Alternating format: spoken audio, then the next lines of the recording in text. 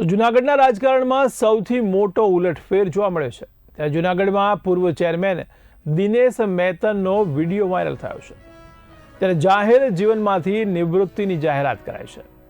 ત્યારે આ નિવૃત્તિની જાહેરાત કરી તેમણે ઉભરો ઠાલવ્યો છે। આણંદપુર સરપંચ પણ રાજીનામું આપશે તેવું વચન આપ્યું છે। તો બિલખા બેઠકની હાર બાદ નેતાઓ નારાજ થયાનો ક્યાસ કાઢવામાં આવી રહ્યો છે। ત્યારે જનસંપર્ક કાર્યાલય પણ કાલથી બંધ રહેશે તેવું જણાવવામાં આવ્યું છે। ત્યારે હોદ્દા વગર સેવાની નેમ વ્યક્ત કરાઈ છે।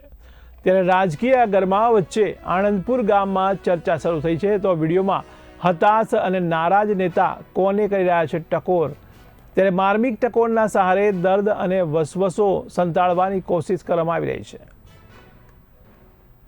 શ્રી કૃષ્ણ આણંદપુર વાસીઓ, આપ સૌને ખૂબ ખૂબ અભિનંદન અને આભાર અમને અમારી હેસિયત અને લાયકાત બતાવવા બદલ। કાલે ગામના સરપંચ મેરામણભાઈ ગોગોઈભાઈ બંધિયા રાજીનામું આપી દેશે।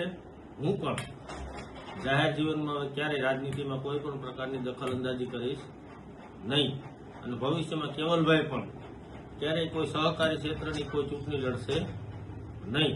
અમે અમારી પાર્ટીને વફાદાર છીએ। જેટલી મદદ થાય એટલી કોઈ પણ હોદ્દા લીધા વગર પાર્ટીને કરશું એવું હું તમને જાહેરમાં વચન આપું છું। અને આ ઓફિસ પણ કાલથી બંધ કરી દઈએ છીએ, કારણ કે એટલા કામ એટલું બધું કરવા છતાં પણ ગામ લોકોને અમારી આઈડિયોલોજી ગમતી નથી। તો આથી સારું અમે કંઈ કરી શકીએ એમ હતા નહીં। એટલે જાહેર જીવનમાંથી અમે નકામા છીએ, અમારાથી કોઈ પ્રકારના કામ થતા નથી। ગામ ખૂબ હોશિયાર અને સારું છે એવું માની અને હું આણંદપુરની રાજનીતિમાંથી જાહેરમાં મારું સરપંચનું કેવલનું રાજીનામું આપું છું।